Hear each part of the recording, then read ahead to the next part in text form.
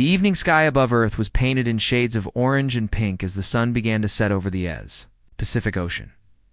Commander Daniel Webb stood alone on the observation deck of Orbital Station Meridian. Watching the peaceful scene below, cargo ships moved slowly between Earth and the Moon, carrying supplies to the colonies that humanity had built over the past century. It was the year 2147, and mankind had finally found peace after centuries of war among themselves. Daniel was 62 years old. With gray hair and tired eyes that had seen too much conflict in his younger days, he had fought in the Mars Uprising 30 years ago, and the memory still haunted him sometimes. But those days were behind him now. He was looking forward to retirement, to spending quiet days with his wife Catherine in their small house near the mountains of Colorado. His daughter Sophie served aboard the patrol vessel Starward Dawn, stationed near Jupiter. She was everything Daniel had hoped she would become: brave, smart, and dedicated to protecting others. He smiled whenever he thought about her, proud of the woman she had grown into. The peace of that evening shattered without warning. Alarms screamed throughout the station as massive shapes tore through the fabric of space itself. Daniel rushed to the main viewport and felt his heart stop. Hundreds of alien warships hung in the darkness above Earth, their hulls black as night and covered in strange symbols that glowed with purple light. They were enormous, some of them larger than anything humanity had ever built. A message broadcast across all frequencies. It's translated into every human language by technology, far beyond anything Earth possessed. The voice was cold and harsh, like metal scraping against stone. People of this world, we are the Vorath Dominion. We have conquered 200 species across 3 galaxies. Your planet now belongs to us. You will surrender immediately, or you will be destroyed. You have 1 hour to respond. Daniel grabbed the communication panel and tried to reach Catherine. She was in Chicago visiting her sister and their children. The lines were jammed with millions of people trying to contact their loved ones. He kept trying, again and again, but could not get through. The hour passed. Humanity's leaders sent messages asking for negotiation, for time to understand what was happening. The Vorath did not respond with words. They responded with fire.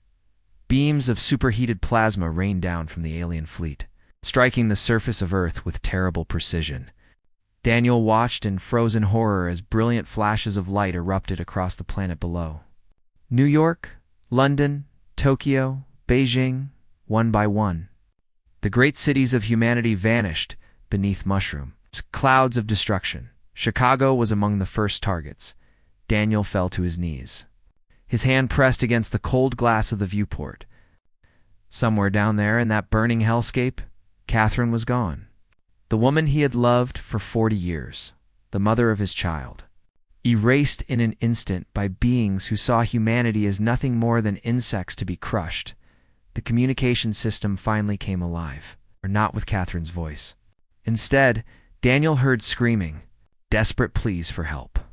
Final messages from dying people to families they would never see again. The sound of a civilization being murdered. Through his tears, Daniel heard one transmission clearly. It was Sophie, calling from the Starward Dawn near Jupiter. All patrol vessels, this is Lieutenant Sophie Webb. I am not retreating. I repeat, I am not running away while our world burns. Any ship willing to fight, form up on my position. We hit their supply convoy. We make them bleed. Daniel lunged for the communicator. Sophie, no. Fall back. You cannot fight them alone, Dad. Sophie's voice cracked slightly. Dad, I can see the feeds from Earth. Mom was in Chicago, wasn't she? Daniel could not speak. His silence was answer enough. Then I have to do this, Sophie continued, her voice growing stronger. They came to our home. They killed our people. Someone has to show them that we will not go quietly. Someone has to make them understand that humans fight back. Sophie, please. I cannot lose you two. There was a long pause. When Sophie spoke again, Daniel could hear weapons firing in the background, alarms blaring, crew members shouting orders. I love you, Dad. I'm sorry. But if I run now, I could never live with myself. Make them pay for this. Make them remember that they made a mistake coming here. Promise me, Sophie. Promise me. Daniel's voice was barely a whisper. I promise. Goodbye, Dad. Tell Mom I love her too, when you see her again someday. The transmission dissolved into static, then silence. On the tactical display, Daniel watched the tiny blue dot that represented his daughter's ship. The Starward Dawn and a handful of other patrol vessels charged directly at a Vorath supply convoy. The alien ships were massive compared to the human vessels, bristling with weapons that could destroy a small moon. The patrol ships opened fire with everything they had. Missiles streaked through the void. Energy weapons blazed. For a few glorious seconds, the tiny human fleet actually managed to damage several enemy vessels. Then the Vorath returned fire, one by one. The patrol ships vanished from the display. The Starward Dawn took multiple hits, its hull breaking apart under the assault. But Sophie did not stop. Daniel watched as her crippled vessel turned toward the largest Vorath carrier in the convoy and accelerated to maximum speed. The impact was spectacular. The Starward Dawn slammed into the carrier's midsection at full velocity, punching through the alien armor and detonating deep within the ship.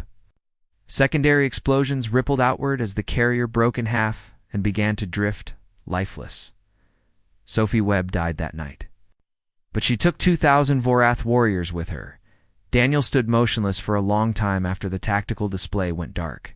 The station around him was in chaos. People were crying, screaming, running in every direction.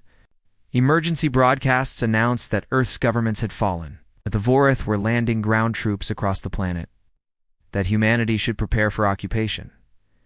But Daniel heard none of it. He was thinking about his wife's smile on their wedding day.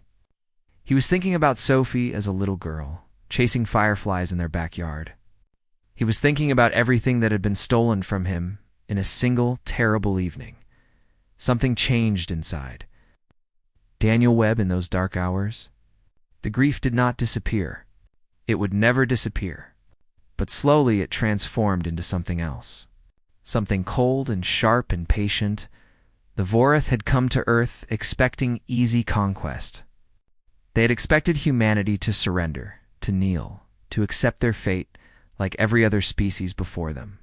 They did not understand what they had done. They had not simply invaded a planet. They had assaulted a home. They had murdered billions of innocents.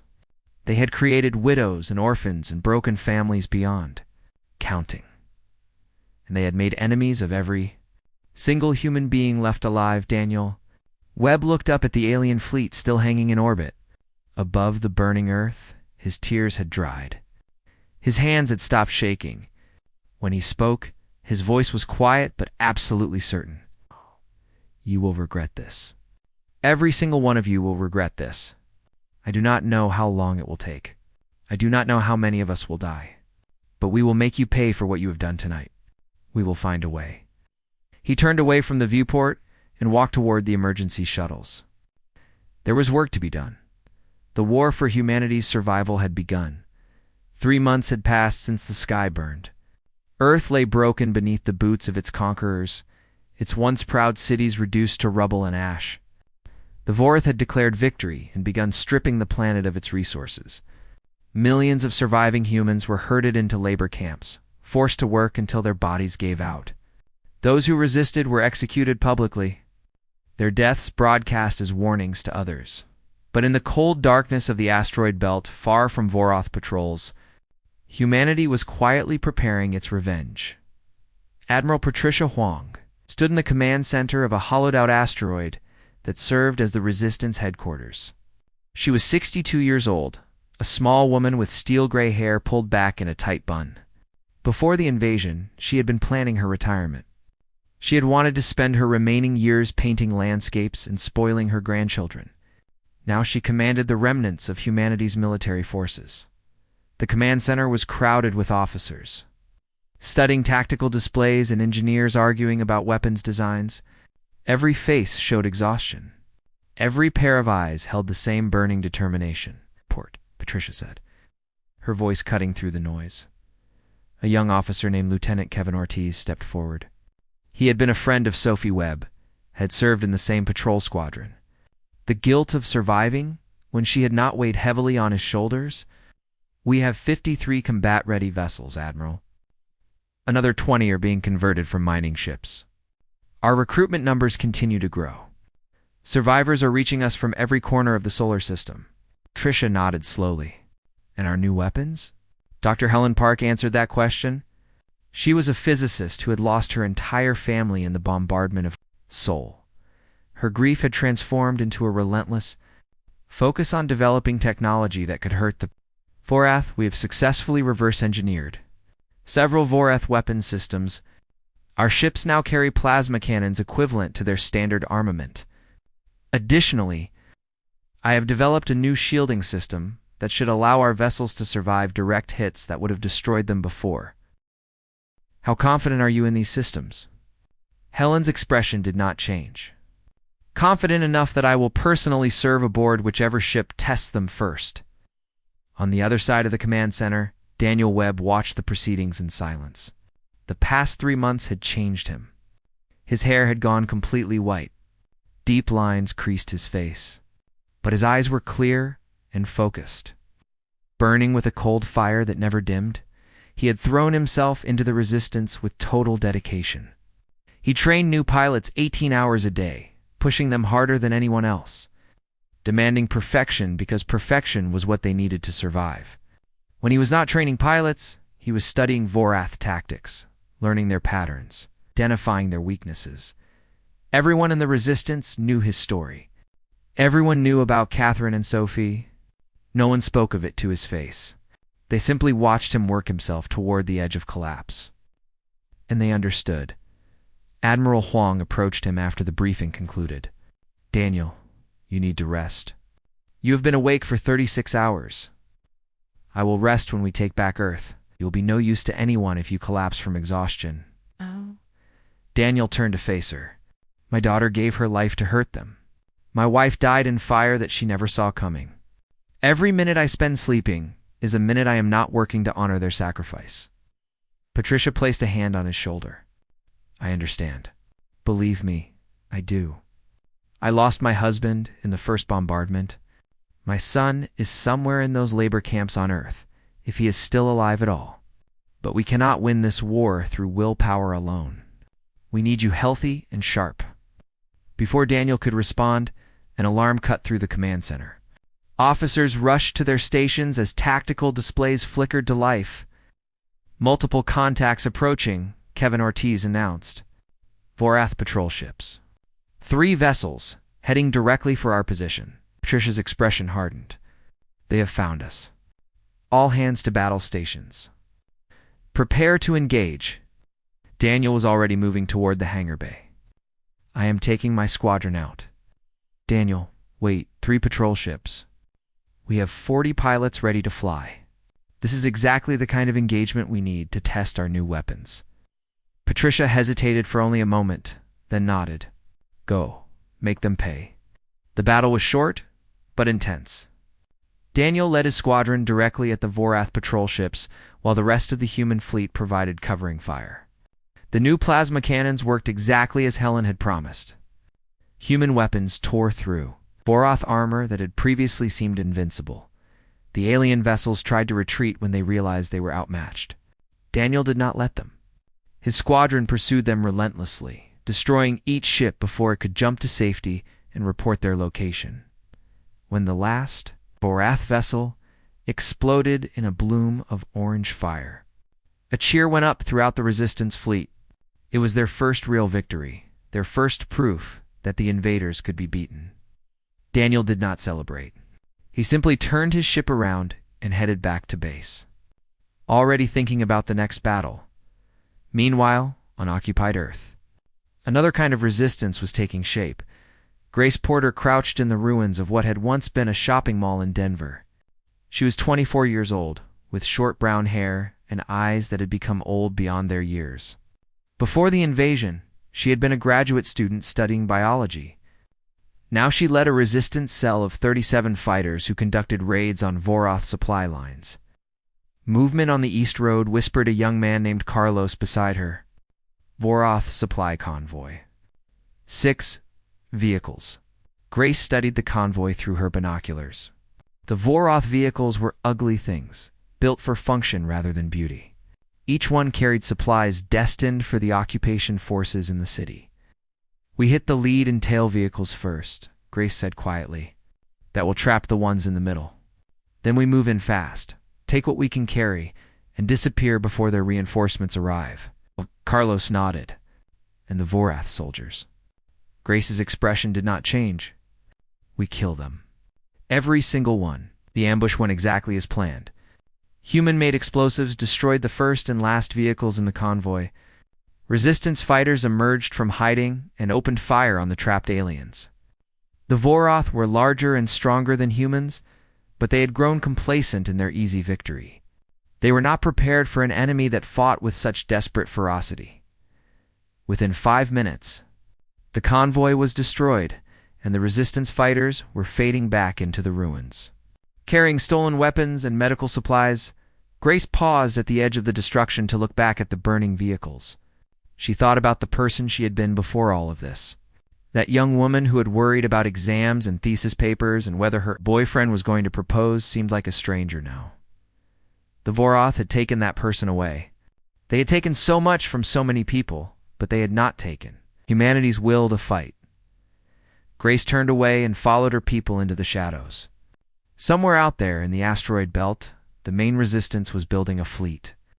Someday that fleet would return to Earth. When it did, Grace and fighters like her would be ready to rise up and help drive the invaders from their world. Until then, she would keep fighting. One ambush at a time, one dead Voroth at a time, she would remind the conquerors that their victory was not complete. High Arbiter Krelvath received reports of the destroyed convoy with growing frustration.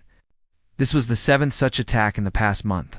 7 supply convoys destroyed by primitive humans using stolen weapons and crude explosives. "This is unacceptable," he growled to his subordinates. "We have conquered species with far greater military capabilities. Why can we not eliminate these pests?" None of his officers had a good answer. They had followed standard pacification procedures. They had made examples of resistance fighters. They had imposed harsh punishments on civilian populations. None of it worked. The humans kept fighting. Krelvath did not understand that he was facing something his species had never encountered before. The Voroth conquered through overwhelming force, breaking the spirit of their victims quickly and efficiently. But humanity's spirit was not breaking. Every death, every atrocity, every act of cruelty only made the survivors more determined. The Voroth had made a terrible mistake. They had assaulted humanity's home. And humans, as Krelvath was slowly beginning to realize, did not forgive such things. They did not forget, and they absolutely did not. Surrender 1 year had passed since the invasion. The date that humanity now called the Day of Fire had become sacred, a moment of remembrance and renewed determination. And on that anniversary, humanity struck back. The human fleet emerged from behind the moon at dawn, catching the Voroth garrison completely off guard. Admiral Patricia Huang stood on the bridge of the flagship Remembrance, watching the enemy ships scramble to respond. The Remembrance was the largest vessel humanity had ever built. Its hull inscribed with the names of billions who had died in the initial bombardment. Every crew member wore a patch showing the date of the invasion. This ship was not just a weapon. It was a promise. "All ships begin attack run," Patricia ordered. Her voice was calm, almost gentle. "Remember why we are here. Remember who we fight for?" Human fleet was smaller than the Voroth garrison. The aliens had 200 warships defending Earth, while humanity had brought only 150.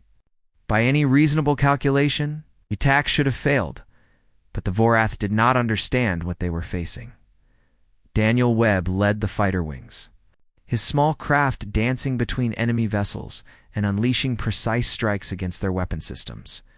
He had spent the past year training pilots, studying Voroth tactics, preparing for exactly this moment. Every maneuver was calculated. Every shot was deliberate. "Squadron 2, target their communication arrays," Daniel commanded. "Squadron 3, focus on their engine sections. We need to prevent them from regrouping." The Vorath fought back with typical aggression, but something was different about this battle. The human ships did not retreat when damaged. Pilots whose craft were crippled did not eject to safety. Instead, they turned their dying vessels toward the nearest enemy and accelerated. Lieutenant Kevin Ortiz watched as one of his wingmates, a young woman named Lisa, took a direct hit that destroyed her main engines. Her ship was dead in space, an easy target for the Vorath fighters closing in on her. Lisa, eject. Get out of there. Lisa's voice came back, strained but steady. Negative. I have one engine still functional. I can reach that carrier. You will not survive the impact. I know. There was a pause. Tell my parents I love them. Tell them I did something that mattered. Kevin could only watch as Lisa's ship accelerated toward the Vorath carrier. Enemy fire ripping through her hull the entire way. She hit the carrier's bridge section at full speed, the explosion tearing through the alien vessel's command center. The carrier began to drift, its crew leaderless and confused. Similar scenes played out across the battlefield. Human pilots flew suicide runs against enemy vessels. Damaged ships rammed into Vorath formation lines. Marines boarded enemy craft and fought to the death in corridor-to-corridor combat. High Arbiter Krelvath watched the battle from his command ship with growing disbelief. His tactical officers reported enemy losses, but the humans kept coming. They did not behave like any species he had ever fought. They did not try to preserve their forces or minimize casualties. They fought as if death meant nothing compared to victory. These creatures are insane, one of his officers muttered. They throw away their lives like they have no value. No, Krelvath replied slowly, understanding beginning to dawn in his ancient mind. They value their lives very much, but they value something else more. They value revenge. On the surface of Earth, Grace Porter received the signal she had been waiting for. The Liberation Fleet had arrived. It was time. She stood in a basement beneath the ruins of Denver, surrounded by her resistance fighters. Some had been with her since the beginning. Others had joined recently, survivors who had finally found the courage to fight back. All of them were thin and scarred, bearing the marks of a year under brutal occupation. This is it, Grace said. Everything we have suffered, everything we have sacrificed, it all comes down to today. The fleet is engaging the Vorath in orbit. Our job is to hit them on the ground. We strike their command centers, their supply depots, their communication hubs. We make it impossible for them to organize a defense. Carlos stepped forward. And if we die? Grace met his eyes. Then we die fighting. We die standing up instead of kneeling. We die as free humans instead of slaves. She looked around at the others. But I do not intend to die today. I intend to watch these monsters burn, cross-occupied Earth. Resistance cells rose up simultaneously. Years of secret communication, careful planning, and patient waiting bore fruit in a single coordinated assault. Vorath positions that had seemed secure suddenly came under attack from every direction in Paris. Resistance fighters destroyed the alien headquarters with explosives smuggled in piece by piece over months. In Tokyo, a coordinated assault overwhelmed the occupation garrison before reinforcements could arrive. In Cairo, in Sydney, in Mexico City, humans who had pretended to be broken and defeated revealed themselves as warriors. The Vorath ground forces were unprepared for the uprising. They had grown comfortable in their role as conquerors, treating the human population as harmless laborers.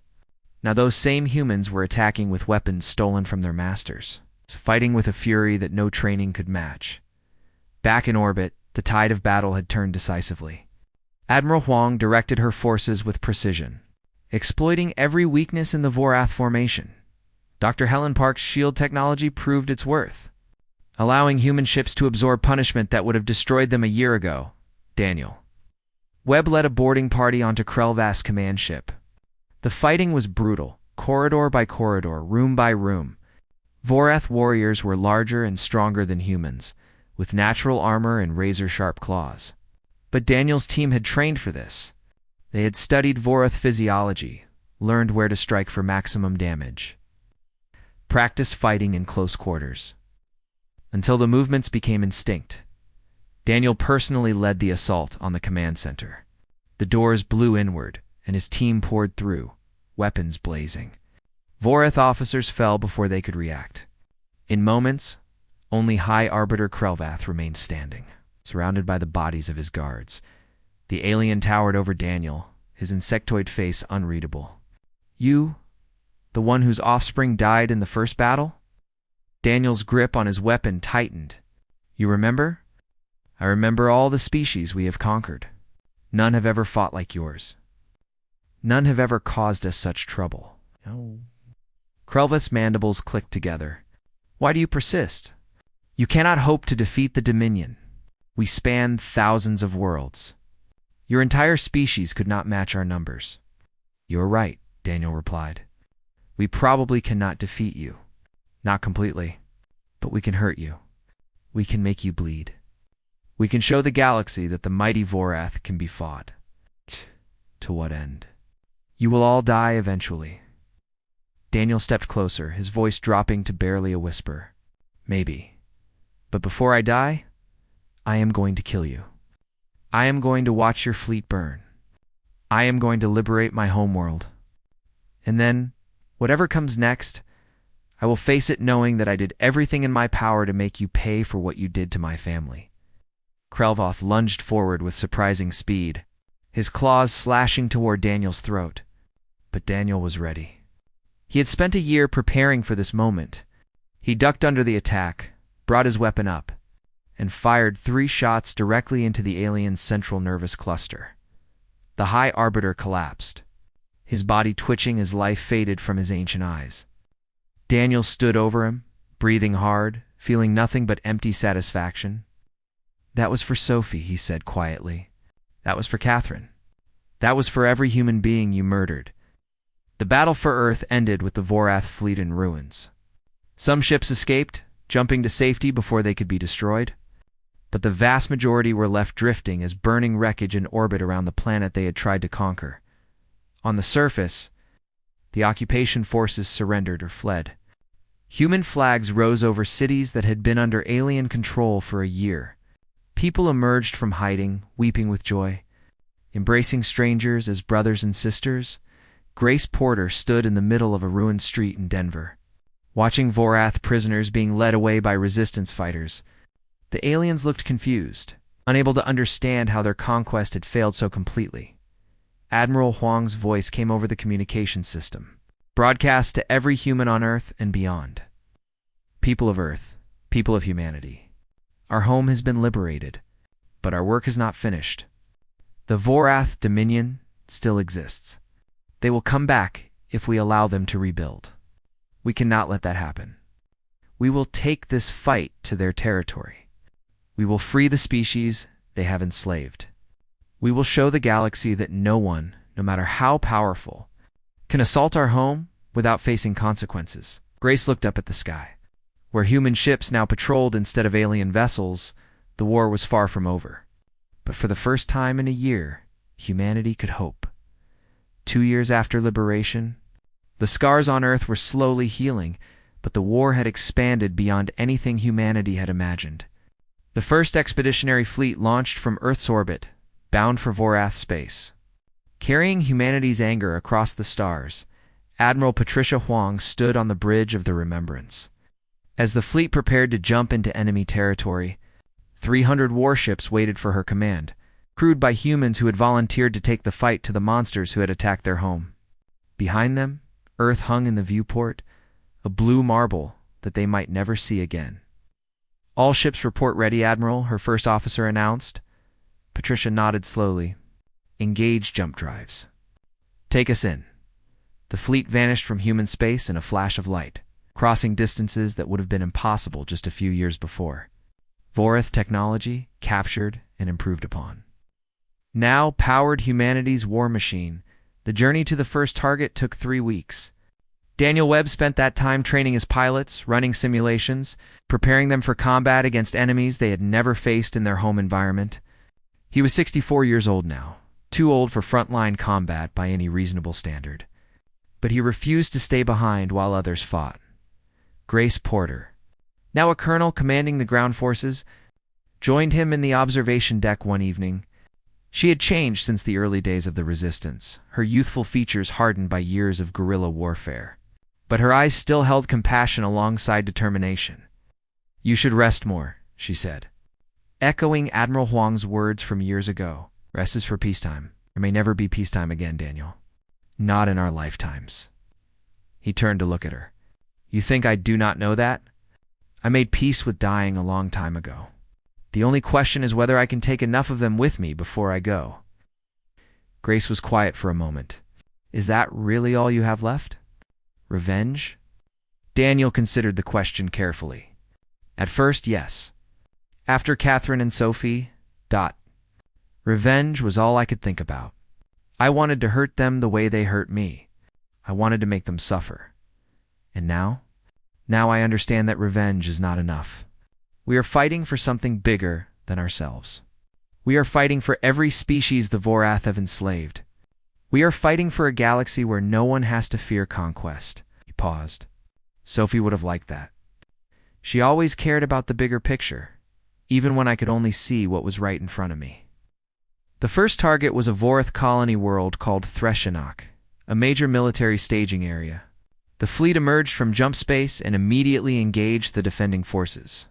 The battle was fierce but one-sided. Human weapons and tactics had improved dramatically, while the Vorath had grown complacent in their centuries of easy conquest. After 3 days of fighting, Threshinok belonged to humanity. What they found on the surface changed everything. Daniel led a team deep beneath the colony's main city, following intelligence gathered from captured Vorath officers. They discovered massive underground facilities carved into the bedrock, stretching for miles in every direction. The facilities were labor camps.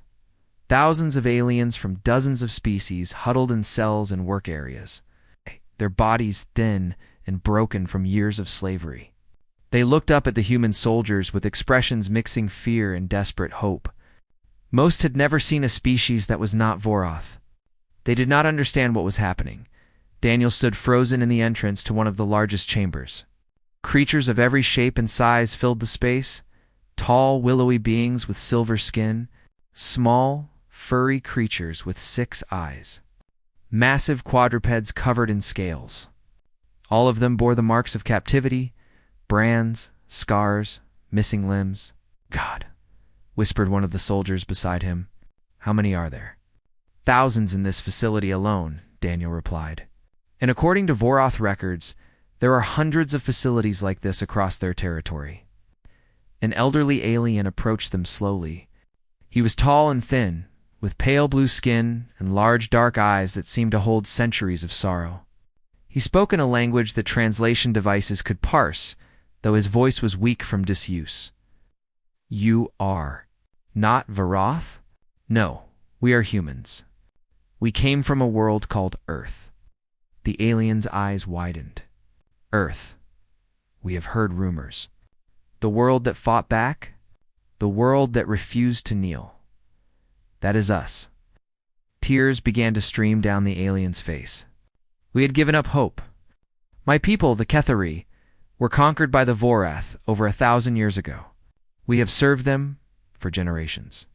We had forgotten what freedom felt like." Daniel reached out and gently took the alien's hand. "What is your name?" I was once called Sereth, but the Vorath do not allow us names. We are only numbers to them." "Well, Sereth, my name is Daniel, and I promise you, your days of being a number are over. The liberation of Threshinok was just the beginning." Over the following months, the human fleet pushed deeper into Vorath space, freeing one slave world after another.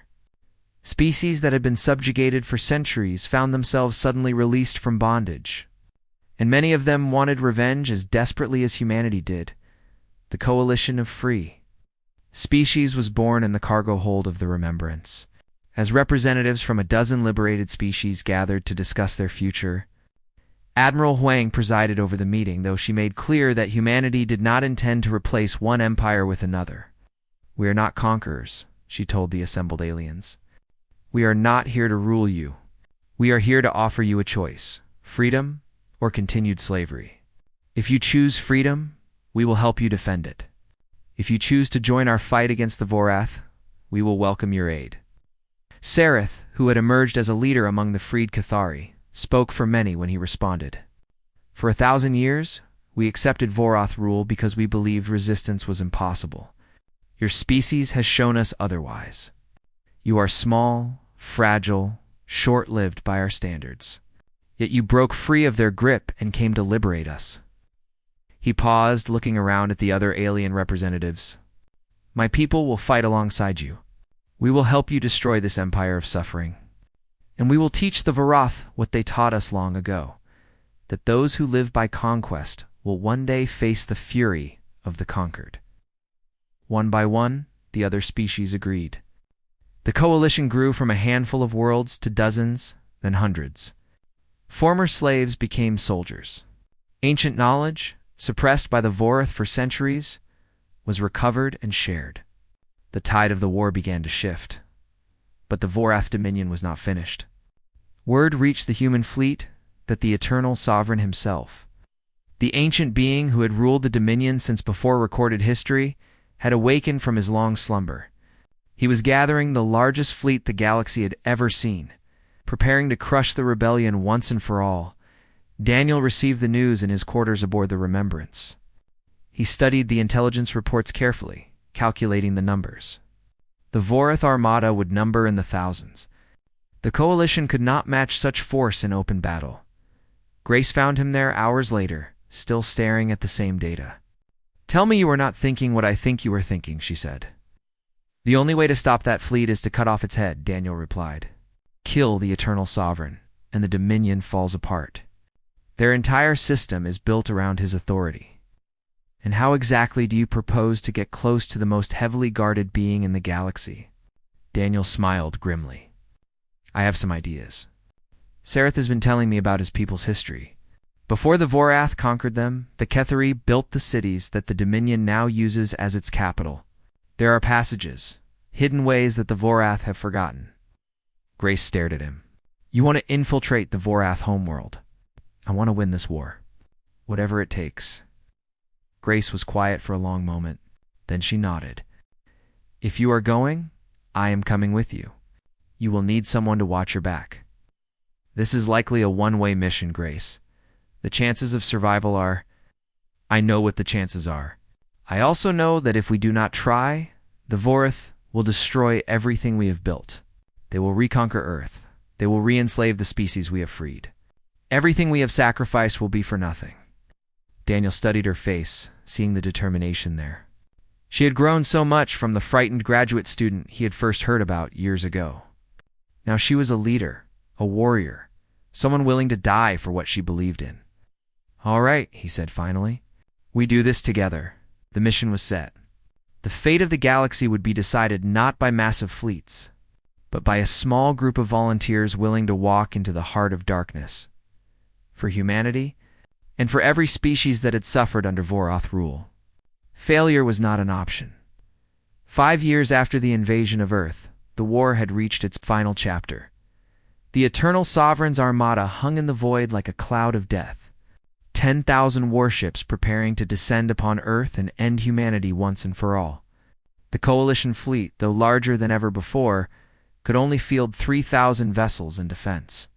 The math was simple and brutal. This would be humanity's last stand, Admiral. Patricia Wong broadcast her final address to the defenders. We have fought together across the galaxy. We have freed dozens of worlds. We have shown the Voroth that their empire can be challenged. Whatever happens today, that achievement cannot be taken away. But I believe we will win. I believe we will survive. Because we fight for something greater than survival. We fight for each other. We fight for the future. The two fleets met in a storm of fire and death. Ships exploded like dying stars. Wreckage filled the space around Earth as the desperate defense began. Meanwhile, half a galaxy away, Daniel Webb led his team through the ancient tunnels beneath the Voroth homeworld. The passages were dark and narrow, built by Cathari slaves 1,000 years before. Sarath had guided them to the entrance, his knowledge of his people's ancient constructions proving invaluable. The team numbered 20 when they started. By the time they reached the central fortress, only 8 remained. Grace Porter crouched beside Daniel in the darkness. Listening to the sounds of Vorath patrols moving through the corridors above them, she was 40 years old now, her brown hair streaked with gray, her body covered in scars from years of combat. But her eyes still held the same determination that had driven her to resist the occupation so long ago. "Security is heavier than we expected," she whispered. "They know something is coming." "They know the coalition is attacking Earth," Daniel replied. "They do not know about us. At least not yet."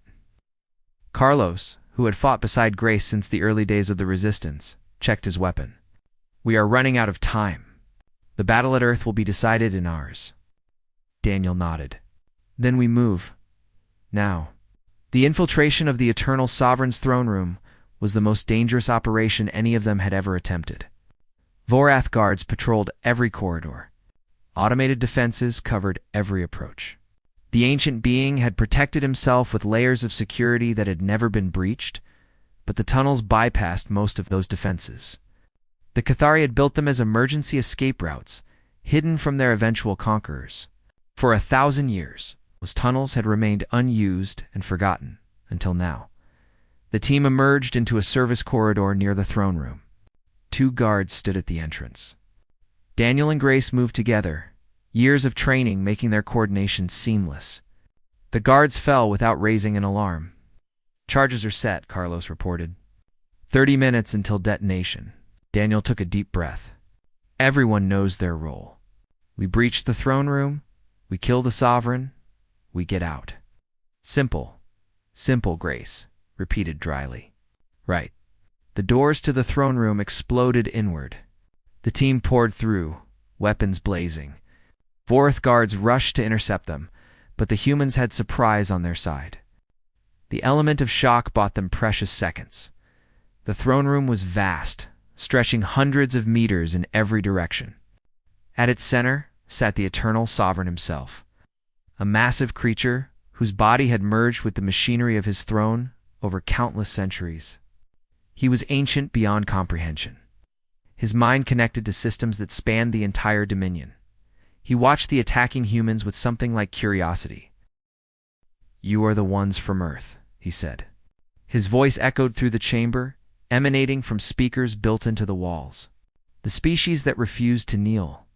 I have watched your war with great interest." Daniel stepped forward while his team secured the chamber. "Your empire is finished. The coalition is destroying your fleet at Earth. Your slave worlds have risen against you. It is over. Over." The Sovereign made a sound that might have been laughter. "I have ruled for 6,000 years. I have seen species rise and fall. I have watched stars die. You are insects to me. Brief sparks of defiance in the eternal darkness." "Maybe," Daniel replied, "but this insect is going to kill you. Why? You cannot destroy the Dominion. Even if I fall, another will rise to take my place. The strong will always rule the weak." Oh. Grace stepped up beside Daniel. "You do not understand us at all. We are not fighting because we expect to win. We are fighting because it is right. We are fighting because someone has to stand against monsters like you. We are fighting because every person you killed, every species you enslaved, deserves to be avenged." The Sovereign studied her with his ancient eyes. "And you would die for this principle?" "We would die for each other," Grace replied. "We would die for the chance that future generations will not have to live under your shadow. We would die for hope." Hope. The Sovereign spoke the word like it was unfamiliar to him. I had forgotten that concept. It was burned out of the species I conquered long ago. "And let us remind you," Daniel said. "Let us show you what hope looks like when it has nothing left to lose." The battle that followed was brief and brutal. The Sovereign's guards fought with desperate intensity, but the human team had trained for years for exactly this moment. One by one, the defenders fell. The Sovereign himself had not fought in millennia. His body merged with his throne, could not move quickly enough to defend against attackers who had spent their lives learning to kill. Daniel and Grace advanced together, covering each other, driving toward the ancient being at the heart of the room. In the end, it was Daniel who reached the Sovereign first. The ancient creature lashed out with appendages that could crush stone, But Daniel was faster. He ducked under the attack, planted charges directly on the Sovereign's body, and rolled clear. Now, the team retreated toward the tunnels. Grace paused at the exit, looking back at Daniel. He was still in the throne room, making sure the charges were properly positioned. He looked up at her, and she saw something in his eyes that made her blood run cold. Peace. Acceptance. "The charges are not stable," he said quietly. "If I leave, they might not detonate properly. Someone has to stay and trigger them manually." No, there has to be another way." "There is not." Daniel smiled, and for a moment, he looked younger than he had in years. "I have been ready for this since the day they took Sophie from me. This is what I was always meant to do. This is how I keep my promise to her. Daniel, please. Go, Grace. Finish this. Make sure they remember why." Carlos grabbed Grace's arm and pulled her toward the tunnel. She struggled, reaching for Daniel, but there was no time. The charges were already counting down. Daniel Webb stood alone in the throne room, facing the Eternal Sovereign. The ancient being watched him with something that might have been respect. "You would sacrifice yourself to destroy me," the Sovereign said. "Why?" Daniel thought about his answer carefully. He thought about Catherine, smiling at him on their wedding day. He thought about Sophie, laughing as she chased fireflies in their backyard. He thought about all the people who had died, all the species who had suffered, all the pain that this creature had caused. "Because you assaulted our home," Daniel replied, "and humans never forget." The explosion consumed the throne room in fire. The Eternal Sovereign, who had ruled for 6,000 years, died in an instant, and with him died the heart of the Vorath Dominion. Far away at Earth, the Vorath Armada suddenly lost its coordination. Ships that had been fighting in perfect formation began to drift, their commanders confused and leaderless. The coalition fleet pressed their advantage, driving the enemy back, destroying ships that could no longer defend themselves. The battle ended in victory. 10 years after the invasion, the galaxy had been transformed. The Vorath Dominion had collapsed, its former territories divided among the liberated species. The coalition of free species had become a true interstellar government, dedicated to ensuring that no empire would ever again conquer the weak. General Grace Porter stood before a memorial on Earth, a structure rising 1,000 feet into the sky. It bore the names of everyone who had died in the war, humans and aliens alike. Billions of individuals who had given everything for freedom. A crowd had gathered for the anniversary ceremony. Humans, Ithari, and dozens of other species, all united by their shared struggle. 10 years ago, they came to our world, Grace said. They burned our cities. They killed our families. They thought we would kneel. They were wrong. She paused, looking out at the crowd. Daniel Webb gave his life to end the Dominion. So did Sophie Webb, and Catherine Webb, and billions of others. They did not die for revenge. They did not die for glory. They died for us. They died so that we could stand here today, free and unafraid. Grace's voice grew stronger. The Vorath learned something that every tyrant throughout history has learned eventually. You can conquer territory. You can destroy armies. You can kill billions. But you cannot kill an idea. You cannot destroy a people's will to be free. She raised her hand toward the memorial, toward the names stretching up into the sky. We remember them. We honor their sacrifice. And we will never, ever stop fighting for what is right. The crowd roared its approval, voices mixing across species in a single chorus of defiance and hope. At the base of the memorial, an eternal flame burned. Near it, 3 names were inscribed together. Daniel Webb, Catherine Webb, Sophie Webb. A small note beneath them read, "They showed us what it means to be human." The old Kethri, who had been freed from slavery so many years ago, stood beside Grace as the ceremony concluded. He watched the flame dance in the wind. "Your species is remarkable," he said quietly. "You are so small, so fragile, so brief, yet you changed the galaxy." Grace smiled. "We had no choice. They assaulted our home, and you made them pay. No, we made them remember." Grace looked up at the sky, where ships from a dozen worlds passed peacefully overhead. That is what matters. Not victory or defeat, just that we stood up. Just that we refused to accept what they did to us. Sereth nodded slowly. My people have a saying, the stars remember those who burn brightest, even if only for a moment. That is beautiful. What is true? Sereth placed his hand over his heart in a gesture of respect. The humans burned very bright indeed. The stars will remember you forever. Grace thought about Daniel, about his final moments in that throne room. She thought about Sophie, ramming her ship into the enemy carrier. She thought about all the ordinary people who had become heroes, simply because they refused to give up. I hope so, she said softly. I really hope so. The flame burned on, a beacon of hope in a galaxy finally free.